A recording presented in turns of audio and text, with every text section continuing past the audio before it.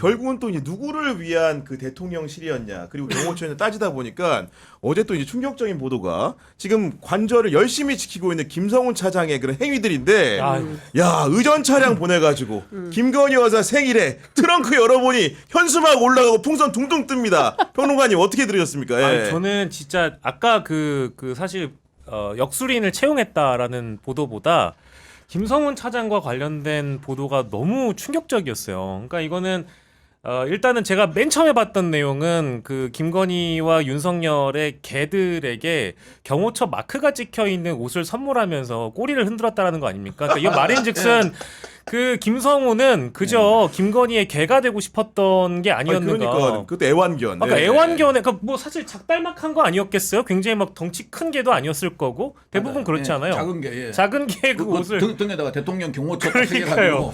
예, 그것도 있고 게다가 뭐 노래방 기계를 들여오라고 하지 않나 그리고 휴가 기간에 어디 그 휴가지에 가가지고 네. 불꽃놀이를 하게 만들고 하며 그 경호처 직원들을 장기자랑을 시켰다라는 거는 이거는 지금 21세기 대한민국에서 이거는 왕정 국가도 아니고요. 무슨 기쁨조가 필요했던 것도 아니지 않겠습니까? 게다가 그러니까요, 네. 대통령 경호처에 있는 직원들을 갖다가 이런 걸 시켰다라고 한다는 것은 이건 정말 분노스러운 거죠. 그래서 지금 저한테 주는 전화 오는 경호 간부들이 3급, 4급, 부장급, 그렇죠. 이제 과장급. 과장급 주축이거든요. 저하고 같이 이제 근무했을 때 비슷한 시기에 많이 연결돼 있는 사람들이 있어요. 그 사람이 딱 단적으로 하나 이야기해요. 2년 동안 김용현과 김성훈이 완전히 말아먹은 경호처를 재건해야 된다 그래요. 재건해야 된다. 예, 다시 재건해야 된다. 저도 얘기 들었어요. 제가 이 재건 이야기는 딱 2번 들었어요. 언제 들었냐? 그때 누가 그러더라고요. 그 박근혜 정부 말에 그 민정을 갖다가 서로 바꾸려면 어떻게 해야 되냐? 그럼 한 50%를 내보내고 하면 된다. 그래가지고 어떤 분이 들어가 봤대요. 그러니까 이거는 50%가 아니고 세상에 쓰레기란 쓰레기는 민정에 다 모아놨다 그러더라고요. 그래서 이건 완전히 새로 건축을 해야 된다 그러는데 요번에는 하는 말이 그 경호실 간부들이 하는 말이 이거는 경호실 자체를 재건을 해야 된다 그러더라고요. 다시 만들어야 된다. 왜냐면은 이 경호실은 뭐냐면 이게 크게 한 3가지 정도로 나눠집니다. 일반 경호부서가 있고 그다음에 안전 경비 뭐 안전에 들어가는 게 뭐 네. 검측 안전 뭐 검식 다 있어요. 그다음에 일단 행정부서가 있어요. 뭐 통신, 인사, 보건 뭐 여러 가지가 그렇겠죠. 있거든요. 네. 이 경호 특기를 가진 사람들이 차장까지 올라가요. 보통은 근데 보통이 아니고 원래 그래요. 원래, 네네. 대통령 경호실을 만들어진 게 VIP 경호를 위해서 만들어진 거고 대통령 경호 등에 관한 법률도 VIP 경호를 위해서 한 거거든요. 그 때문에 현장과 경호 계획을 담당해봤던 경호 특기들이 올라가요.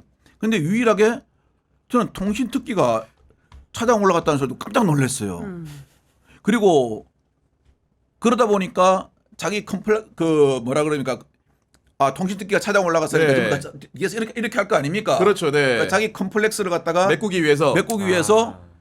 그 실은 경호실에서 수행부장 그러면요 대통령 바로 항상 옆에 따라다녀요. 그렇습니다. 네. 경호 1부장부터 뭐 이런 번갈아 따라다니지만 그 수행부장 한 사람은 거기서 승진을 해요. 그 수행부장도 조금 이제 이 경호에 정통한 사람 하면은 얘가 맨날 그럴 거 아닙니까? 차장님 그건 아닙니다. 그렇게 하면 안 됩니다. 그럴 거 아닙니까? 그러니까 이제 자기 마음대로 뽑아놓은 거예요. 그래서 지금 둘이서 지금 이제 하는데 저는 이 부분에서 딱 궁금한 게 하나 있습니다. 어떤 겁니까? 체포영장을 집행하러 들어갈 때 과연 김성훈 차장이 어디에 있을까? 1차 때는 앞에 나와서 막 진두지휘를 했어요. 지금 2차는 분위기 자체가 어렵다는 걸 알거든요. 그렇죠. 네. 저는 김성훈 차장이 어디에 있을까 하는 한번 의문을 가져봤어요. 어디에 있을 것 같습니까? 주거동 안에 있지 않겠습니까? 예? 주거동. 네. 옛날에 그 고려 무신정권 때 네. 정중부가 칼을 딱 갖고 들어가니까 이유방이 하고 그 내관이 평소에서 막 과함치잖아요. 네. 과함치다가 어디 딱 들어갑니까? 왕 뒤에 딱 들어가 있죠. 예. 저도 그런 예. 느낌이에요. 약간. 네. 저는 솔직히 참 그런 꼬라지 날까봐 제가 방송에서 꼬라지라 말하면 안 되는데 네. 그런 꼬라지 날까봐 참. 아니 근데 왜냐면은 저는 근데 윤이라는 사람이 더 뒤에 숨을 것 같아요. 김성훈 뒤에 그 윤이라는 앞에 김건희 여사 있습니까? 맨 앞에 김건희 여사. 오히려 당당하게. 원투 쓰리. 아, 원투 쓰리로 김건희, 예, 윤석열. 윤석열, 김건희 뒤에 윤석열, 윤석열 뒤에 김성훈. 아니 왜냐면은 지금 윤석열 대통령은 체포영장이 발부돼 있다는 걸 모두 국민이 아는데 예. 지금 김성훈 차장에 대해서는 지금 신청했는데 받았는지 안 받았는지 불명확한데 발부됐다고 발부됐어요. 아까 받은 거잖아요. 예. 그렇기 때문에 둘 다 체포영장 대상이에요. 그렇습니다. 예. 그러니까 아까 이제 우리 행정관님 말씀하신 대로 그러니까요. 실제로 같이 숨어 있을 가능성이 높은 거죠. 거의 꼭꼭 네. 숨어라 머리카락 보일라. 그러면서 그러겠죠. 나는 전화를 갖다가 끝까지 보호해야 되기 때문에 여기 같이 있는 거다. 그렇죠, 이렇게 예. 얘기하겠죠. 예. 뭐 말이야 하면 됩니다. 근데 뭐 오늘 동아일보가 공개한 그 김성훈 차장으로 추정되는 인물과 예. 윤석열로 보이는 그 인물의 사진이 나왔잖아요. 그거 보면은 사진과 함께 영상도 같이 공개가 됐단 말이에요. 근데 손짓이나 뭐 지시하는 것 같은 그런 윤석열의 몸짓을 보면 김성훈 차장이 사실상 마치 애완견처럼 거의 가스라이팅 되어 있는 인물로 보일 정도로 사상적으로 무장돼 있다는 거 아닙니까? 지금 얘기 들어봤더니. 그런 것 같아요. 아니 근데 실제로 취재해 보면 경호처 내부에서 그런 얘기를 많이 합니다. 그 경호처가 오래됐잖아요. 그리고 그 뭐 노무현 정부 때 또 문재인 정부 때 적극적으로 활약했던 분들 이분들이 다 어차피 늘공이기 때문에 이 조직 안에서 평생 이제 그 사는 사람들이에요. 그러니까 뭐 어공처럼 왔다가 뜨내기처럼 떠나는 게 아니라 그렇기 때문에 조직 안에서 어떤 사람들이 일을 잘하고 어떤 사람들이 조직적이고 이런 판단을 다 한단 말입니다. 그렇겠죠. 네. 그런데 평소에 잘 업무 성과가 높지 않고 리더십이 있다고 평가받지 못했던 사람들이 김용현 시대에 출세하기 시작한 거예요. 그래서 깜도 안 되는 사람들이 다 승진을 하면서 상급 이상으로 올라오고 이러면서 그 사람들이 권력을 쥐면서 행세를 하기 시작한 거예요. 내가 누구 라인인 줄 알아? 뭐 나 김용현 파야 뭐 이제 이런 식으로 행세를 하면서 이제 직원들한테 가스라이팅하고 막판에 박종준 처장 날라가고 나서 다시 윤석열 시대가 열리면 내가 네. 차기는 내가 경호처장이다 뭐 이런 얘기를 김성훈 차장이 그러니까요. 종종 했다는 네. 거니까 이 종합하면 조직 안에서는 이 사람들을 뭐 암적 존재라고 표현하는 분들도 계세요. 그래서 이 사람들을 걷어내야 경호처도 살고 나라도 산다. 그렇지 않고서는 앞서 말씀하신 대로 완전히 그 조직 자체가 거의 그 망가진 상황이기 때문에 이걸 복원하는데 상당히 오랜 시간이 걸릴 것 그리고 같다. 행정관님 얘기합니다. 같은 경우에는 예. 사실은 그 예전에 청와대 경비에 가담을 하셨기 예. 때문에 지금 김성훈 차장이나 저 가담은 범죄를 가담은 지금 김성훈이 아닌 가담 현장 그렇죠. 참여를 했습니다. 참여했기 참여. 때문에 네. 지금 김성훈 차장이나 네. 이광우 경호본부장을 예. 아시지 않습니까? 알죠. 신임직원 돌아왔을 때 이제 제가 작전계획을 하니까 청와대에서는 어떤 시설이 있고 그다음에 위기가 오면 대통령 어디로 피신시켜야 되고 여기서까지 피신할 때는 어떤 걸 이용하고 어떤 그다음에 이런 게 있다가 다 제가 이제 설계를 했었거든요. 그렇죠. 그래서 네. 이제 그걸 이제 교육을 시켰죠. 그래서 제가 이제 이광호 본부장도 솔직히 딱 이렇게 안면에 있는데 저는 이광호 본부장은 처음부터 좀 리스크하다 생각했어요. 예. 어떤 점이 그랬습니까? 이게 뭐냐면은 경호원들이 제일 나쁜 버릇이 뭐냐면은 현장 가면 이제 경호실 공무원들이 가는 게 있고 옆에 이제 뭐 경찰들이 더 많아요. 맞아요. 네. 경찰 근데 막 고생을 하거든요. 그럼 거기 가가지고 이제 뭐 6급 특히 6, 7급들이 그렇게 많이 해요. 서장 보고 어이 이 서장 이리 와봐. 야 이거 뭐야 하면서 이제 일부러? 이게 대통령 믿고 까보는 메시 비슷한 게 하는 경우가 있어요. 야. 근데 제가 알기로는 김성훈 차장은 그때는 좀 조용했어요. 근데 이광우는 그때도 딱 그런 친구다 싶더라고요. 그래서 저 친구는 좀 위험하겠다. 이거 잡는 게.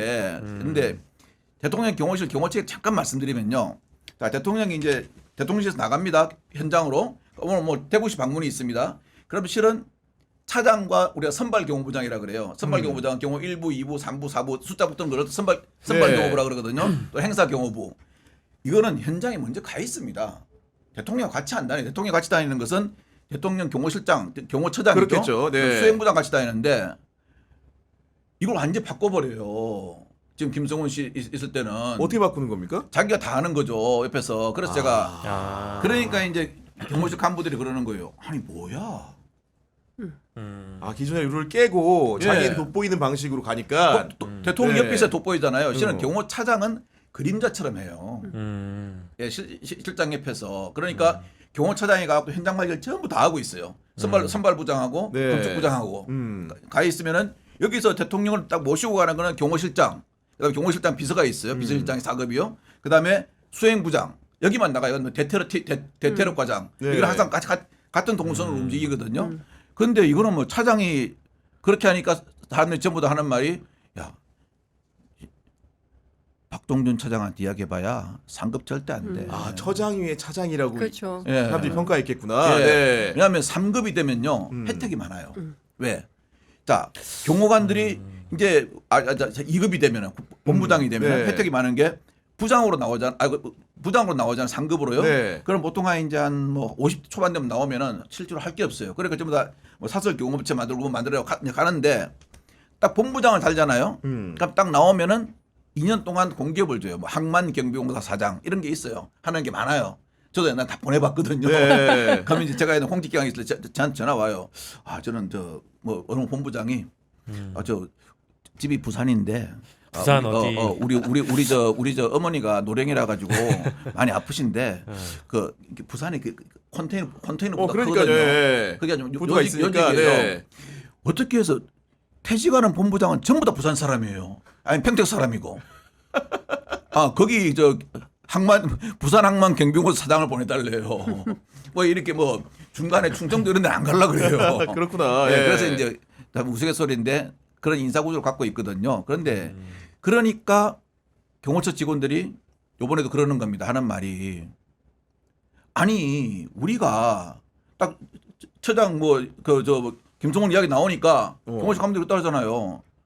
우리는 당신 보호하기 위해서 있는 게 아니지 않느냐. 대통령 경호 등에 관한 법률에 대통령과 VIP와 가족을 보호하는 가족의 신병상 위해를 갖다가 방지 제거하는 게 우리 그건데 그러니까 이제 옆에서 이광호가 한마디 했다 그러잖아요. 그러니까 제가 그랬어요. 박종준 처장이 그 이야기했죠. 경호실 직원들은 자부심을 갖고 일하는데 네. 사병이라고 폄훼하지 말라 그랬죠. 본인 스스로가 윤검사 사병이 돼버리는 거예요. 근데 왜 본인 스스로가 사병짓 하고 본인 스스로가 남미 마약 경단처럼 행동하는데 다른 사람 보면 그렇게 하지 말아요. 그러니까. 아버지 네. 맨날 술 먹고 가지고 술 먹고 들어오면 엄마 들고 패면서 하는 말이 야 남자가 여자한테 절대 손대면 안 돼 하는 거 똑같은 거예요. 그런 상황인데 자꾸 이제 말 그대로 그 대통령을 지켜야 된다라는 반발이 나오니까 어떤 상황이 아까 말한 맥락에서 김성훈 경호처 차장이 실제로 대통령을 팔기 시작을 합니다. 어떤 거냐면 VIP 지시사항을 전달하는 거예요. 그러면서 무기 사용과 관련해 가지고도 윤석열 대통령이 경호 매뉴얼대로 하라고 했다. 경호 매뉴얼대로 하라고 했다. 도대체 무슨 뜻입니까 이게? 경호 매뉴얼대로 하라고 하면 총을 먼저 뽑거나 칼은 소지할 수도 없는 것이고요. 그리고 그러니까 이제 저는 이런 장님 잠깐만 한마디만 하고 계속 하세요. 네네. 제가 대통령 경호실 계속 근무했는데요. 하셨는데. 아니야 그게 아니고 대통령 경호실에는요 칼은 도로코 카타날밖에 없습니다. 아 그래요? 칼 없어요. 네, 칼이 대통령 경호원이 언제 칼 씁니까? 총을 쏴야지. 네, 물정 모르고 막 던진 말이구나. 예. 그리고 그래서 제가 나중에 이 말도 좀 이따 분석해 드릴게요. 누가 그러더라고요. 아니 그래도 K2 소총이나 이런 게 있으면 앞에 착금하는 게 있잖아. 거기 100일 경비단하고 전부 다 경호원들 착금할 줄도 몰라요. 그런 거 아예 칼이 없어요. 네. 그렇구나. 계속하십시오. 예, 네. 죄송합니다. 그러니까 뭐 얘기를 이제 취재해 보면 다 그런 얘기를 합니다. 그러니까 경찰은 물론이고 경호도 칼을 쓰지 조폭이 아니잖냐 우리가. 그렇죠. 네. 예, 조폭 양아치가 아닌데 어디서 무슨 칼을 쓰냐. 우리가 무슨 뭐 일본 무사도 아니고 말도 안 되는 소리다라고 얘기를 하는데 그러니까 그래서 이 발언이 왜 나왔는지를 제가 취재를 했더니 아, 네. 네. 경호에서 어떤 얘기를 해주냐면 대통령이 군대를 안 갔다 왔기 때문에 총 쓰는 것도 모르고 칼도 무기라고 생각을 하는 것 같다. 그래서 막 얘기를 하는 것 같은데 실제로 총을 쏘면 그 상황이 어떻게 되는지를 머릿속에 없는 것 같다. 그런데 경호관들은 총을 쏴보고 실제로 그 문제가 생겼을 때 어떤 상황이 벌어진다는 걸 너무 그렇겠죠. 잘 알기 네. 때문에 절대 총을 뽑지 않는다는 겁니다. 그러니까 지금 김성훈 차장조차도 만일의 상황이 생긴다 한들 먼저 총을 뽑을 리는 없다. 물론 이제 그 중에 뭐 이제 과부장급들 가운데 가스라이팅이 돼서 이게 굉장히 명예로운 일이라고 스스로 생각하는 사람 일부가 그렇게 극단적으로 행동할 수는 있지만 경호에서 훈련을 많이 받고 경호관으로 평생 산 사람은 절대 그렇게 총을 나올 먼저 수가 없다. 그러니까 네. 체질적으로 불가하고 아시는 것처럼 그 경호법 제19조에 보면 예. 뽑을 수가 없어요. 법률적으로. 뽑을 수가 없어요. 예, 맞아요. 뽑을 수가 없어요. 먼저 그렇구나. 뽑을 수가 네. 없어요. 그렇기 때문에 어쨌든 이것은 경우에 따라서는 언론이 만든 가상의 유혈 사태, 뭐 영화 뭐 이런 것일 수도 있고 실제 실전에서는 그럴 가능성은 매우 아니, 낮다라는 얘기가 그렇다면 나오고. 매뉴얼대로 하라는 말의 속뜻은 어떻게 되는 겁니까? 이게. 그러니까 이게 매뉴얼이라는 게 지금 이제 매뉴얼대로 하라라는 그런 그 어떤 핑계를 경호처 쪽에서 계속 얘기하는 게 뭐 사실 그 변호사 윤석열 변호사 측에서도 네. 동일하게 얘기를 하는데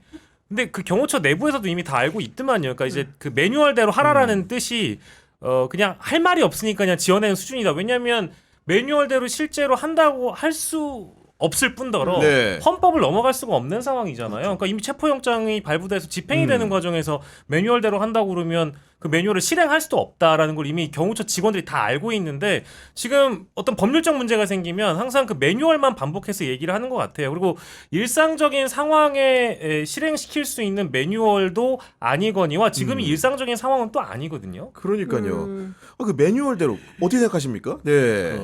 누구한테 그 물어보면요. 공부 어떻게 하면 잘합니까? 하면 물어보면은 교과서 나온 대로 하라 그래요. 정말 진짜 한 대 패주고 싶죠. 안 그렇습니까? 그런 얘기네. 그리고 대통령 경호법에 그렇게 돼 있어요. VIP에 대해서 다가오는 위해를 제거 또는 예방하기 위해서 돼 있어요. 그렇죠. 위해라는 것은 위법적인 어떤 해를 말하는 거거든요. 아니 수사관이 헌법과 법률에 의해서 법관이 발부한 영장을 집행하는 거는 게 위해입니까? 아니죠? 위해 네. 아니죠. 그래서 그 자체 하면 잘못된 거예요. 그리고 아까 말씀드린 대로 경호원들은 무기를 휴대할 때 상당한 사유가 있을 때 부득이한 상황에서만 무기를 사용할 수가 있어요. 다만 그러할 경우에도 사람에게 위해를 끼치면 안 된다 이렇게 돼 있어요. 그리고 이걸 말 잘못하면은 3년 이상의 징역 또는 금고에 해당한다 돼 있거든요. 그게 이제 저한테 전화가 다 왔었어요. 스크럼을 짜가 하라는데 이거 어떻게 하면 되냐. 이제 제가 또 이제 수사를 오래 했으니까 네. 제가 안 돌아가는 머리를 굴렸죠. 그래가지고 스크럼을 짤 때 절대 이렇게 하고 손을 앞으로 짜지 말고 이렇게 뒤로만 하고 있어라. 뒤로만 해라. 예, 예. 그 해제가 쉽게. 예, 팔짱 예, 끼고. 뒤로만 이렇게 발장을 끼고 있어라. 왜냐면은 너희들 덩치 큰데 오다가 한 팍 밀어버리면은 수사관을 뒤로 넘어지면은 그렇죠. 네. 특수 고무신방에 치상이 됩니다. 네. 그럼 이거 무조건 구속력 떨어져요. 3년 이상의 유징력이기 때문에 그래서 절대 하지 말고 이렇게 하고 있다가 밀면 밀려라. 아, 그리고 손을 내밀지 말고 그러니까 뒤로 했다가 후방으로 했다가. 네. 밀면 밀리면은 그거는 나중에 그 적법행위로 나올 기대 가능성이 없다 그래가지고 아마 처벌받지 않을 수도 있다. 근데 절대 손을 쓰거나 완력을 쓰면 안 된다. 그리고 두 번째는 그래서 행여나 누가 시키더라도 권총 집에 절대 손대지 마라. 왜냐하면은 이제 경호실을 아침에 딱 출근하잖아요. 그럼 내가 오늘 근무면은 이게 이제 권총 펠트가 있어요. 그걸 딱 차면은 거기 자체에 권총하고 실탄 2클립하고 무전기하고 A 배터리 딱 장착이 되게 돼 있어요. 아, 그렇구나. 네. 근데 근무할 때는 항상 차고 나가요. 저도 난 차고 나갔거든요. 네. 사람들이 그러더라고요. 너도 경호실 근무했냐? 근데 안 되면 제가 사진으로 보여드릴게요. 네. 예, 제 체고를 보고 제가 키가 제일 작았어요. 그래서 전부 다 저를 보고 경호원들이 이 키를 어떻게 경호실 들어갈지 쳐다봐요. 그랬는데 이게 다 장착이 돼 있어요. 그래서 하면 안 되고 그리고 아까 제가 그 윤건영 의원이 한 말 중 있잖아요. 총으로 해가지고 안 되면 칼이라도 막아라. 제가 이걸 다 어떻게 이 말이 나왔을까 딱 분석을 해봤어요. 가능성을 세 개를 따져봤어요. 첫째, 이 말을 윤건영 의원이 아무 제보도 안 받았는데 그냥 소설 각색을 했을 가능성. 자가 발전을 했다. 예. 네. 근데 자가 발전 치고는 너무 윤건영 의원이 그런 스타일이 아닌 걸 알고 좀 알고 있거든요. 네. 자가 발전 치고는 너무 각색이 잘 돼 있어요. 진짜 생생하게. 그래서 이거 가능성 낮다. 그럼 두 번째, 대통령이 자기를 강력하게 보호해달라 그랬는데 밑에 뭐 김성훈이나 이강우가 이걸 갖다 오버액션 해가지고 이태한테 이야기했다. 뻥튀기 했을 가능성. 예. 근데 그것도 보면 가능성이 없어요. 왜냐? 김성훈, 이강우 20년 이상 경호실 근무했어요. 경호실의 칼은 도로코 카탄이나 면도기 칼밖에 없다는 걸 다 알아요. 대검도 없다는 걸 다 알아요. 직원들의 설득력이 없는 거지. 예, 예. 예, 무기고 창고에도 가면은 제가 무기고 다 옛날 관리를 했었거든요. 무기고에도 대검 한 절 없어요. 경호실은요. 실탄하고 총은 여러 종류 있어요. 그럼 세 번째, 총이나 칼 갑자기 오버랩되는 말이 있더라고요.